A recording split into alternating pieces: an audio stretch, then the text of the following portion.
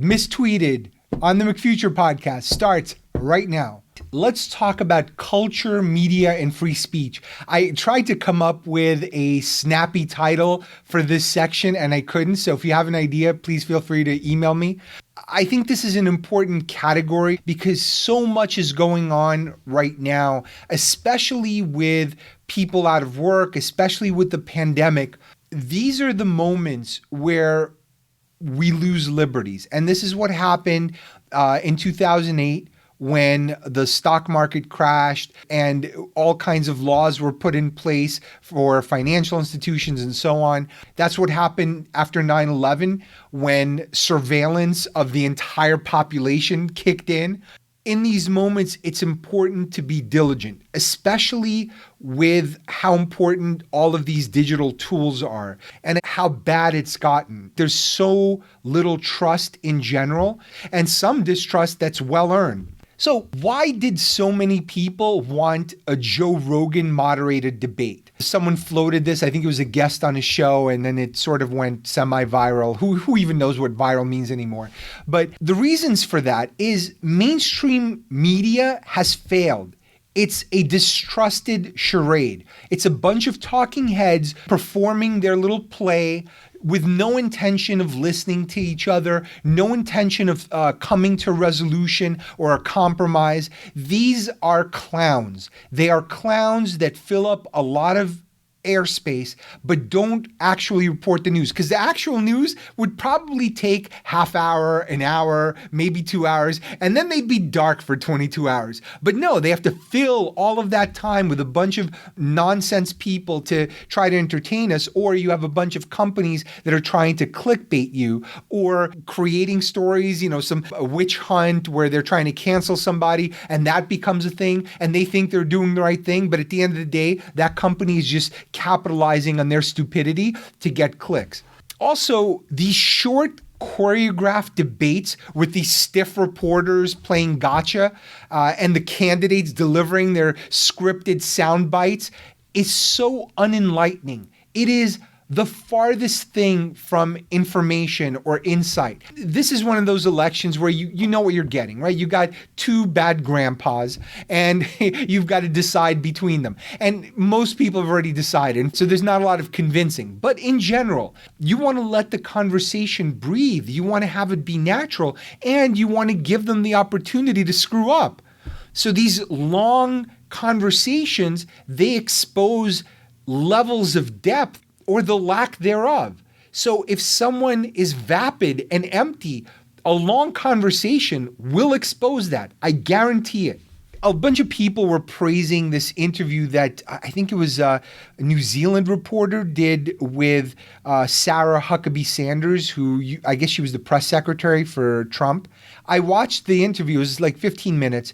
And it was all gotcha questions. It was just an excuse for this woman to go, well, when you lied this time, or, when the president is always lying. Look, that may be true, but when you're confrontational, what that does is it causes people to clench up. They get, their sphincter shuts tight. And guess what happens? They give you nothing. They feel uncomfortable, they feel defensive, and they're only going to go through their talking points. And no matter what you ask, you're going to get the bare minimum because they're never going to open up to you in any meaningful way, and not even accidentally, because they're on high alert at all times. And this is the worst interview style on earth. It just maybe feels good to you. It's like, oh, she gave it to her. And what? And what? And what was learned? Nothing. And this is why Joe Rogan's long form conversations are trouncing this stupidity. Because for the first time ever, you get to hear how influential people think in depth. There's no time constraints, and it's just a revelation. It's like, oh, wow, this is really interesting. And people don't mind getting deeper and deeper into these subjects. And it's no wonder that mainstream hacks are trying to always cancel Rogan, because he is a threat, and honesty is a threat to them. Anything that resembles truth is a threat because they want to control your truth. And that's not a conspiracy theory. It's obvious from watching these shows how manipulated these stories are, what they ask and don't ask, what they show and don't show. It is all editorialized.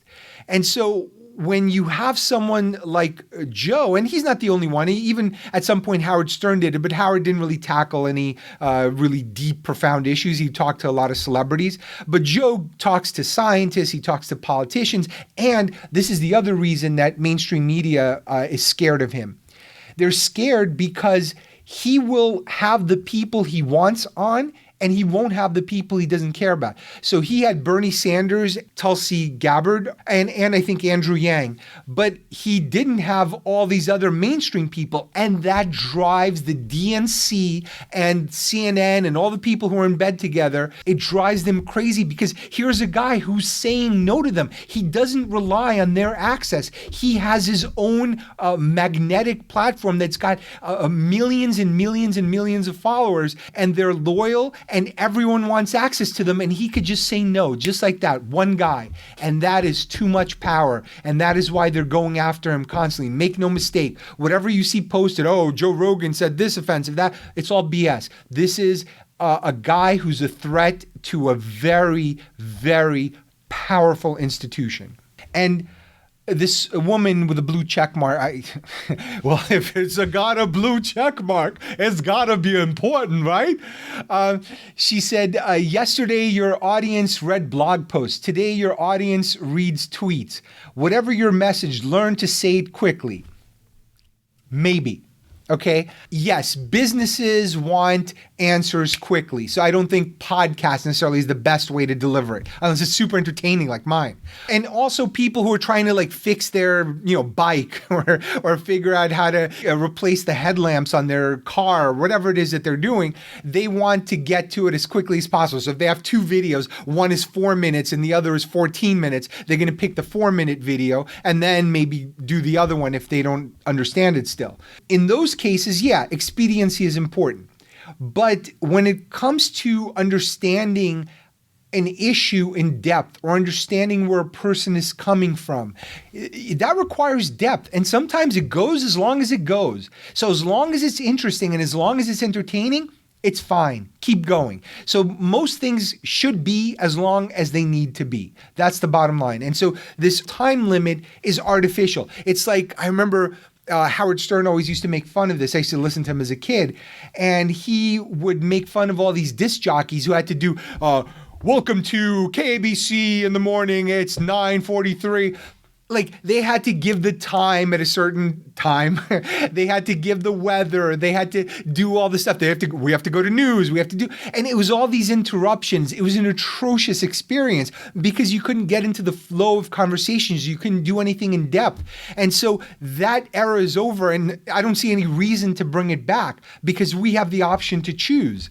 Look, and things are on a spectrum. Some things will need to be short and others won't, but I don't think you make that generalization that quickly. And Spotify, talk about canceling Joe Rogan, supposedly their employees were upset with his show because he said some things that were maybe incorrect or politically incorrect. Andrew Schultz is a comedian who talked about this. He said, look, I don't even think this is real. I don't even think that these employees, because no one's interviewed these employees, are making that big of a stink. But this is part of this effort to cancel Joe. Look, I'm not worried about Joe. Joe, I'm sure, has an ironclad contract for a Spotify exclusive deal.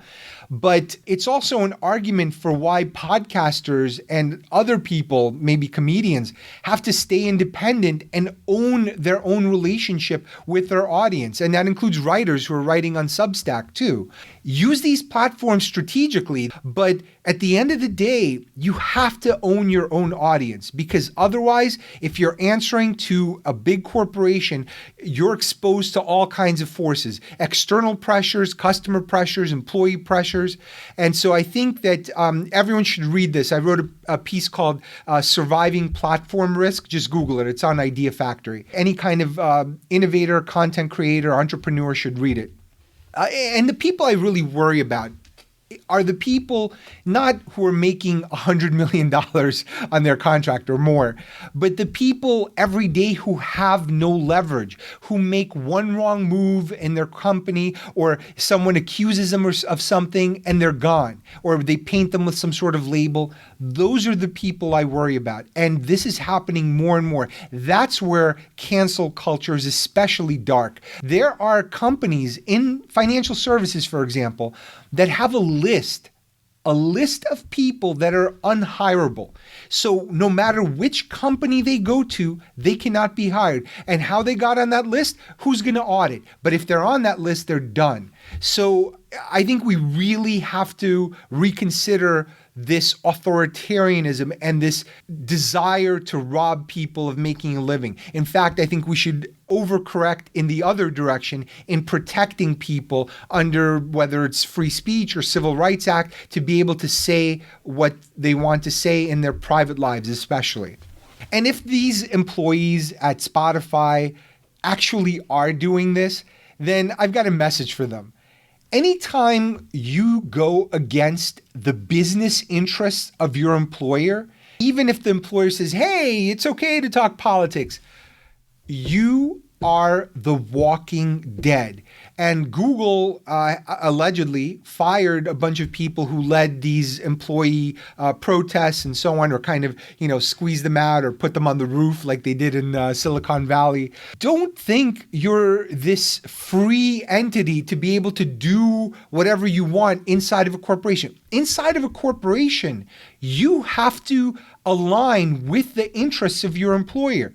And if you start diverging or making them look bad, you are dead. Not literally, although we might get to a point where that happens too. But at this point, you are the walking dead. So don't get overly rambunctious, okay? And you could start your own business. You could join an organization that does this sort of thing or advocates for causes. Nothing wrong with that. But if you want to get those fat 6-figure paychecks and still be a libertine, that's not going to happen. And the funny thing, I was thinking about Joe Rogan's podcast. His shows go 4, and I think there was one that went over 5 hours. You're basically living Joe's life in real time and not living yours. And it kind of reminded me of a Stephen Wright joke. I'm going to try to find the clip. I have a map of the United States, its actual size. It says 1 mile equals 1 mile. People ask me where I live, I say E5. I love Stephen Wright. So I saw someone online posted that The Daily Show is looking for a podcast producer. So they're going to be pumping out a bunch of shows or podcasts. And it made me think that in the long term, mainstream media will defeat independent media, especially independent podcasts. And they're not going to do it with better product or better talent. What they're going to do is create a massive, endless flood of mediocrity, a bunch of corporate-friendly fodder that just keeps coming out because remember, they have endless resources. They're going to keep pumping it out into the ether.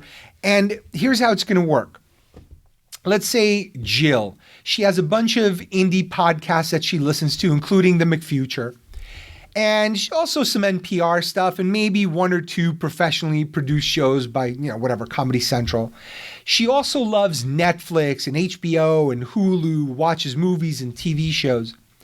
Over time, the stars, the producers, the hosts, and the comics that she likes are going to start podcasts because those podcast deals are going to be built into the overall deals that Hollywood has with these people. So it's not only, hey, you have to do this movie and you have to promote this movie, but now you have to do a podcast about this movie or an 8-episode series or interview or whatever. So all of this stuff is going to be bundled together. And you see already Hillary Clinton is doing podcasts. I mean, we couldn't listen to her when she was a candidate. Now she's going to do a podcast. I defy people to listen to that. Anyway, But over time, when there's so much of it and they have so much money to promote, they're going to steal little bits and pieces of Jill's listening time. So Jill, without even knowing it, her feed is going to be overwhelmed by corporate content and not the indies that she once loved.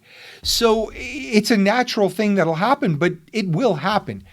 I broke down the basic math of how this works. I'm not going to go through it now, but I think the steady state of, just available listening time in the United States, we could support somewhere between 9,000 and 36,000 shows. And that doesn't mean others can't exist for hobbies with 3 or 4 listeners, but realistically, that's the number. I think we have probably like 1 million podcasts. Some of them are dead or whatever, they're not being updated.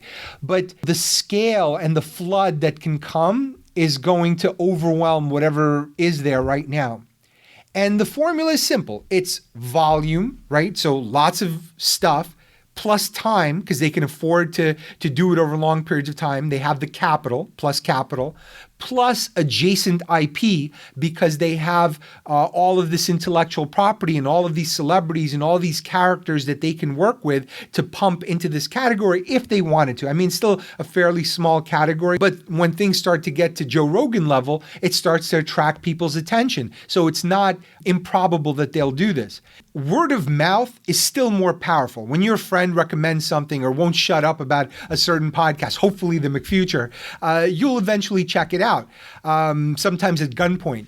But capital is less effective, right? When you see a commercial, you're like, oh, they're trying to sell me something. But, if you do it often enough, that repetition, plants a seed in your brain. And next time you're in the store, whether it's a physical store or the app store, you're going to sign up or check it out.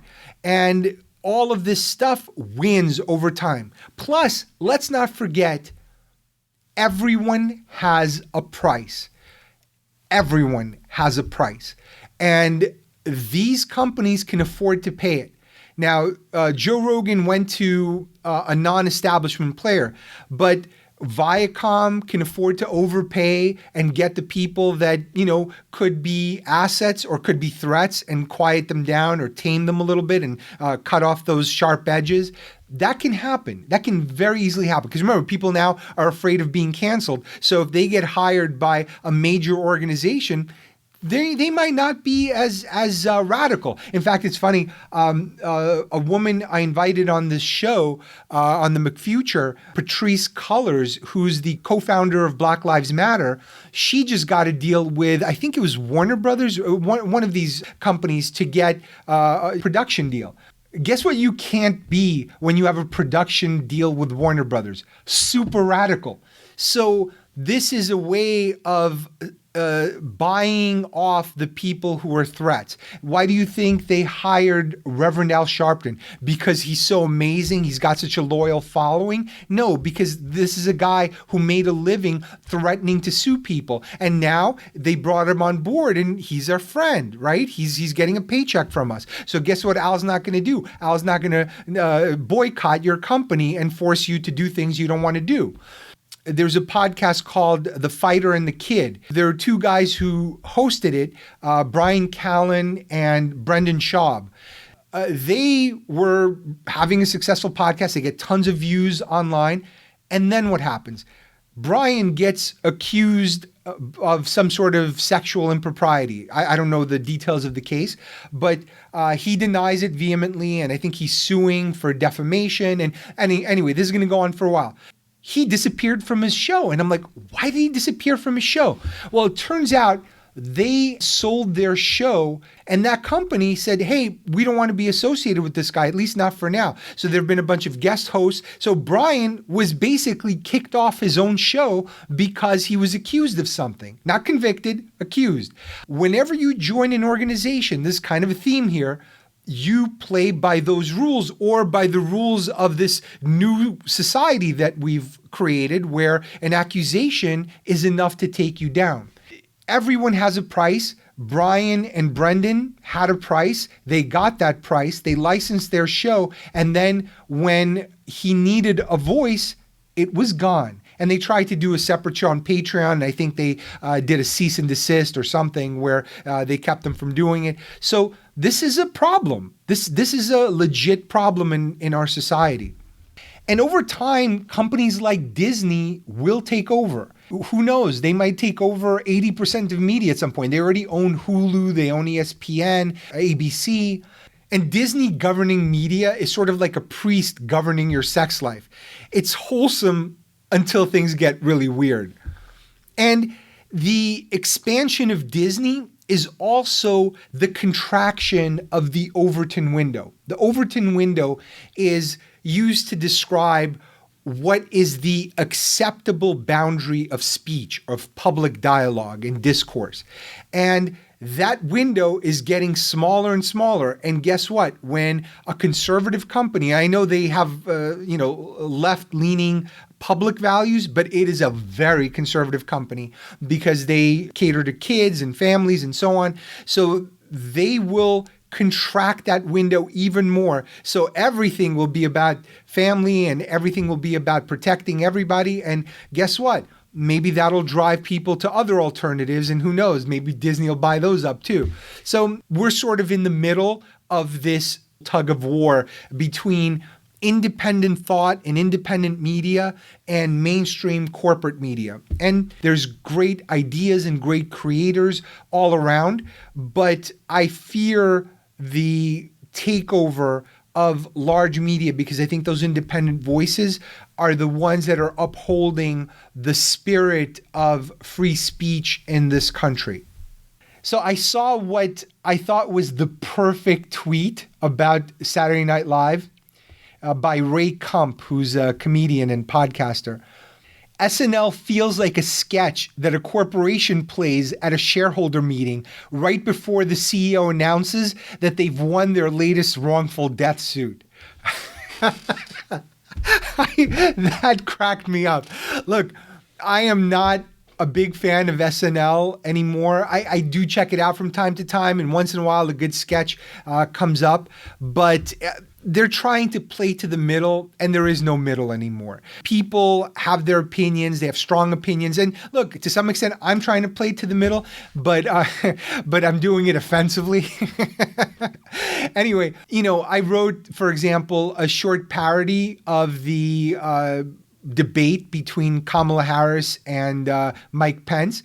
That's not something that could ever appear on SNL because it's too edgy, because it makes fun of both sides. And we live in this world where you're supposed to pretend like you're making fun of the left, but really you could only make fun of the right because that's just how media works right now for the most part, and how comedy works, unfortunately. And I don't believe in that. I think that if you can't find the humor in the other side, you're really not doing your job as a comedian or a commentator.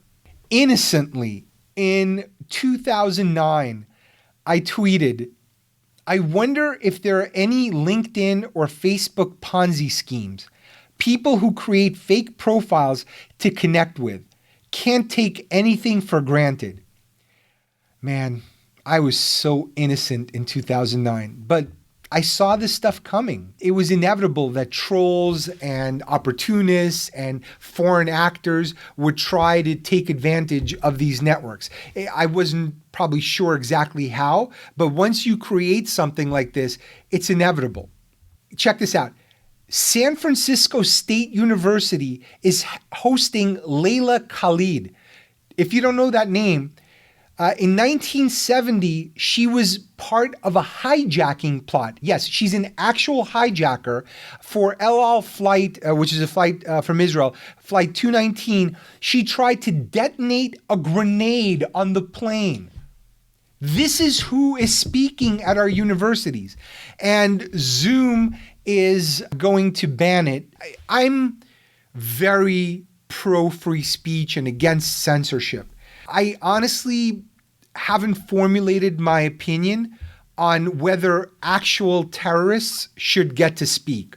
Or at least I'm leaning no, because they've actually performed terror and implicitly advocated, although I don't know, they could have changed. So, I really don't have a strong opinion. I'd love to hear what people think on this, because if you've paid your price to society, and I don't know that she has, or if you've changed your mind, or if you're not advocating for something violent or a violent ideology, yeah, you should get to speak. I'm a little bit on the fence about this one. And I understand why Zoom's not doing this, because she is an actual terrorist. The New York Times Guild, which is the union for writers, went against its own writer, Bret Stephens, who dared question the 1619 Project, which basically says the roots of American history are all in slavery. And so he wrote an editorial, and listen, it's to the New York Times credit that they even published it, but it was very, very roundabout. It was almost like full of corporate speak, where he kind of had to talk in circles to get to his points. And maybe that's the way he writes. I don't read a lot of his columns. Glenn Greenwald said, "If you are eager to constrict the boundaries of expression, why would you choose journalism of all lines of work? It'd be like someone who believes space travel to be an immoral waste of resources opting to become an astronaut for NASA." Look, even if you disagree, you have to let the words out. You have to let people speak. And there's a thing going on in the New York Times especially, where they're against anything they're against being published. That's it. There is no more dialogue. And the subscription model contributes to that, because what people want when they subscribe to something, I thought it would be liberating, right? Oh, everyone could do whatever they want. No, it's not. What a subscription model actually does is it forces you to reinforce people's existing beliefs. And the minute you start violating those existing beliefs, they'll start unsubscribing. So now you're in the direct pleasuring business. So it turns out that corporate advertisers were actually a sort of a moderating force, where you couldn't get that extreme. But now, if all of your money or most of your money is coming from subscriptions, you're just pleasuring your audience. Yank, yank, yank. That is what you're doing. Facebook now says they're going to ban Holocaust denial under their new hate speech policy. Look, the Supreme Court has ruled that there is no such concept or no constitutional concept as hate speech. So hate speech becomes this malleable thing that you can define however you want. And I am fundamentally uncomfortable with it. I would rather give people the power to choose what they hear and what they don't hear. And I would also err on the side of hearing horrible opinions like this. And look, I'm a Jew. My grandfather died fighting Nazis. I get what Holocaust deniers are. I'm under no illusions. But I also don't want to send them underground to fester. And yes, you can make an argument that, yeah, they could recruit more people. Yeah, that's possible. But also, we won't know who they are because they're on some encrypted, decentralized service now. We need to be careful when we paint with broad strokes here, or when we use something as malleable as hate speech, because the thing that you think is great right now may one day end up under the hate speech category. Because remember, it's not always going to favor what you like. Erring on the side of letting people choose, giving them control over what they see and don't see, is a much better path, especially if we make an effort to educate people. As a perfect example of that, this is an excerpt from a Wall Street Journal article. This woman, Clara Jeffrey, wrote, "I am enraged. Excellent reporting from Wall Street Journal finds that Facebook engineers, with sign-off from Zuckerberg himself, retooled their algorithm to throttle traffic to high-value progressive news organizations like Mother Jones." So Mother Jones is a very progressive left-wing organization. They mucked around with the algorithm to deprioritize those posts for whatever reason. It could be under hate speech, it could be under, political pressure, whatever it is. This is a problem, because this is what molds what you see what you do. It shapes your mind. It controls your emotions, because if it shows you a bunch of stuff that you negatively react to, you become negative, or there's positive reinforcement. There's all kinds of manipulations happening, or what candidates you vote for, because they could show you more negative stuff about a certain candidate. This is very dangerous. This is the closest thing we've had to mind control. We've had advertising. I think that's kind of in the ballpark, because you bombard people with certain messages long enough and you start yelling, "Where's the beef? Where's the beef?" Like you start doing those stupid things. You don't even realize it's happening. In the 90s, everyone's going, "What's up?" So I don't even know if they were doing it voluntarily. I think they were just grumbling it because they heard it so many times. So I think this is a new and much more insipid type of thought control, and I think we need to tamp it down somehow.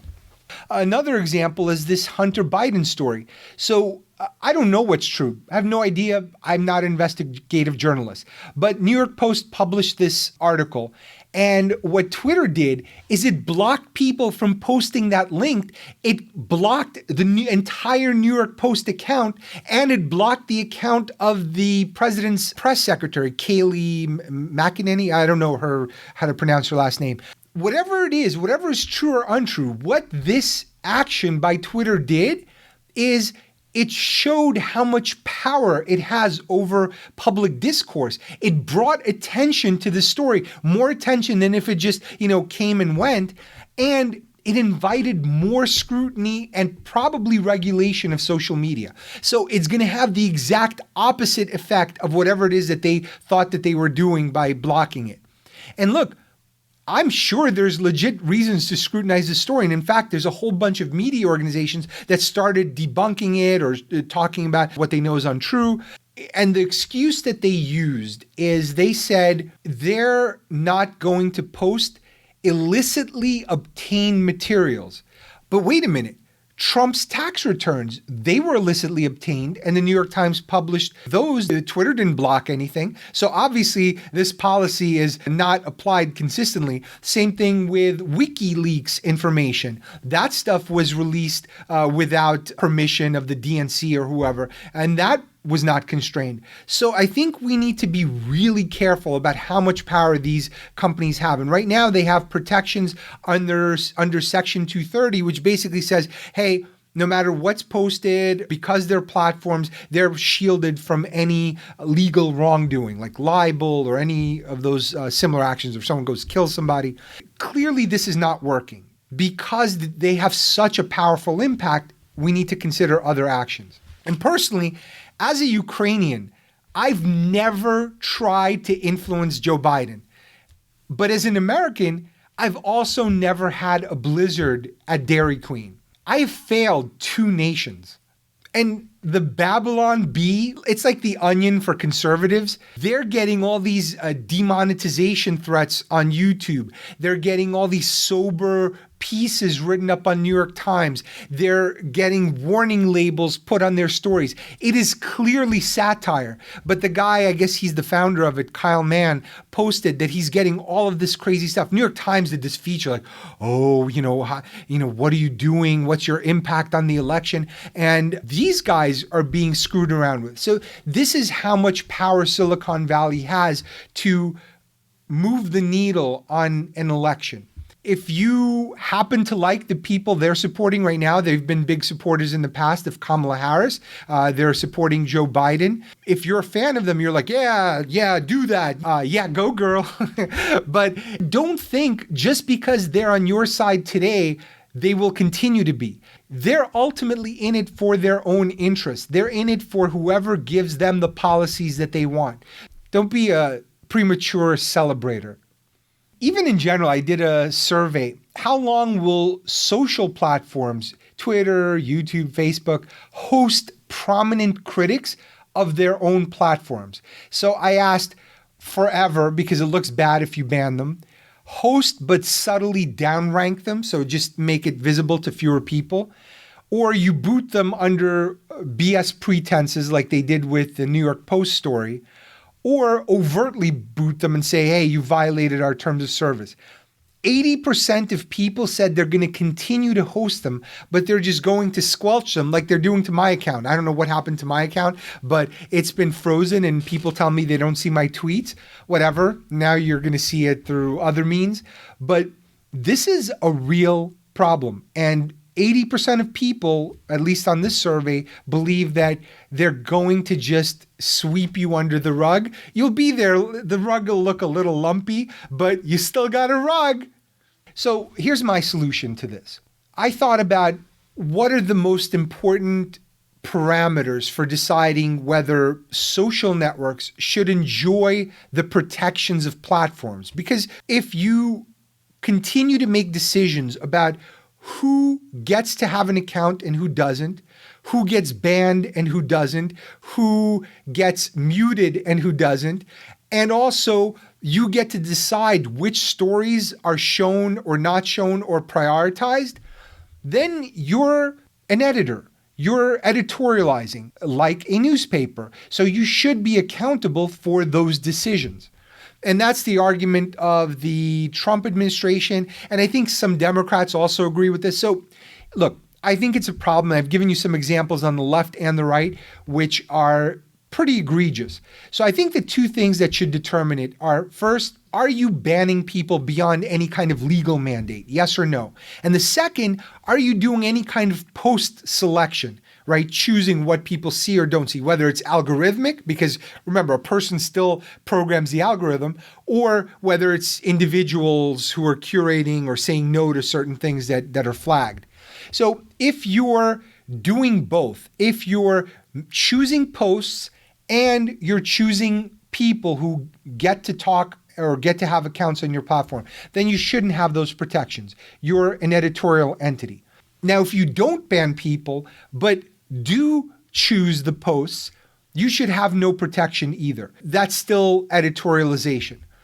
If you don't do either, right? If anyone can have an account and any post can be shown and it's just chronological or whatever the user chooses to block or not block, then you should be protected. The only tricky one here is when you ban people, but you don't squelch posts. And in that case, I think what should happen is, as long as there are clear rules of what gets you banned, and there's a redemption policy, a way for you to make it right and come back, as long as both of those conditions exist and you don't editorialize or choose posts, you should have the protections. A former Facebook executive said the following: "The social media services that I and others have built over the past 15 years have served to tear people apart. At worst, I fear we are pushing ourselves to the brink of civil war." And that was said by Tim Kendall, Facebook's first director of monetization. Now, let me tell you, when Facebook's first director of monetization got shivved in the yard by Facebook's first director of polarization, he knew shit just got real. That's a goofy title. First director of monetization, as if they were planning to execute him at some point. It's like being married and going to a dinner party and saying, "I meet my first wife, Karen." And Karen's like, "What? What do you mean first wife? I thought I was the wife." We should talk after. Everyone blames Facebook for something, or even Twitter. They're saying it's undermining democracy. I've said that probably in this show. It's silencing free speech. I've said that too. No one sees my posts unless I pay. I've said that too, although they won't even let me pay. I blame the blamers to some extent. On some level, we have to take accountability for this. It's like the airlines, when the flight attendant goes up there and says, "You have a choice of many airlines, so we appreciate you chose us, Air Death." And I'm like, dude, Air Death is the only one that flies between the two cities I need to go to. You've got an exclusive route. What choice do I have? There's a little bit of that with Facebook, but some of it is a choice. And I think more and more people are seeing them for the tricksters that they are, and either taking it with a grain of salt, seriously reducing usage like I'm doing, or just completely leaving. And I think that makes sense. Ultimately, we have to get to a point where we can empower individuals to make those choices themselves. But there's a danger in empowering individuals because you're not going to like the choices that they make sometimes, especially if they're uninformed or they're desperate. Look at Arab Spring. Everyone was celebrating this liberation. Oh my God, we're all free. We've got democracies. 5 minutes later, they vote in new despots because that's what they wanted. They weren't ready for democracy. You can't foist it upon people. It has to be organic. But there's nothing organic about the way social networks work. Yes, the idea of social networking and that behavior is organic, but not what happens once you're being manipulated inside their matrix. TikTok has removed 104 million videos in the first half of 2020 because they said they're harmful or they have some sort of bad content. And they are proposing a coalition of social networks to ban certain users or certain accounts. And this kind of reminded me of a consortium that Kaspersky had. So Kaspersky, if you don't know, is a Russian antivirus company. Now, supposedly they have really good protection, but when you install antivirus on your computer, it gets deep into the operating system. It sees everything that goes through your computer. So it's a very strategic asset that I doubt Russia would just let be free. Personally, I have no proof. Actually, I do have proof. There's been a bunch of accusations against Kaspersky. One accusation in particular was they have this common database with all of the other antivirus companies. And so what Kaspersky started doing, allegedly, is they started putting false positives into the system. So the other antivirus companies started deleting important system files. So people's systems started crashing and people are like, oh my God, what's going on? My computer's not restarting because they put false positives into the system. Kaspersky has denied it, but at this point, just as a sidebar, use Windows Defender if you're a Windows user, because at least Microsoft, I don't know who has access to their data, but at least they're also the provider of the operating system, so they already know what's going on in your machine. But this social media common malware database opens you up to the same kind of malicious behavior. Now, personally, I think all posts on social media should be fact-checked by Ghislaine Maxwell. Ghislaine, come. See all of our secrets on social media. You're the only one we can trust. We know you'll never talk. The entire Twitter network went down this week. No one could tweet. This was a disaster. The president was apoplectic. I can't even spell apoplectic. I can't even say apoplectic, and I'm sure that's what he was. And Twitter would not admit the truth here. It took its entire network offline because it didn't want you to know the truth, that they've been throttling my account to keep my radical pragmatist militia, Proud Tifa, from seizing power. That is the real truth. I'm actually thinking of rebranding my pragmatist militia. I'm thinking of something like Pragtifa or Sensiballers or Scientologist. It's still a work in progress, clearly. From the Burbs, Twitter reminds me of Arthur C. Clarke's book, Songs of Distant Earth, where humans colonized a distant planet. They basically seeded it with embryos, and they were living these idyllic lives. It was paradise until one day a ship arrived with refugees from the last days of Earth. And with it, they brought conflict and pettiness that poisoned paradise. And that's kind of what Twitter is. It's not that we were at paradise before, but we were certainly at blissful ignorance and really moving in the right direction in terms of aligning ourselves behind America, not behind identities, and not squabbling over stupid things or trying to cancel people. I think we've introduced a sort of darkness into our lives that I hope we're able to extricate or exorcise. And I don't mean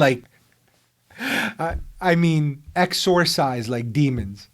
But at the end of the day, if you never engage with any of this nonsense, it all goes away.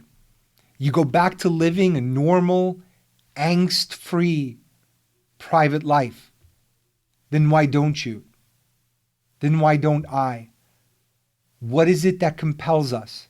Why are we there?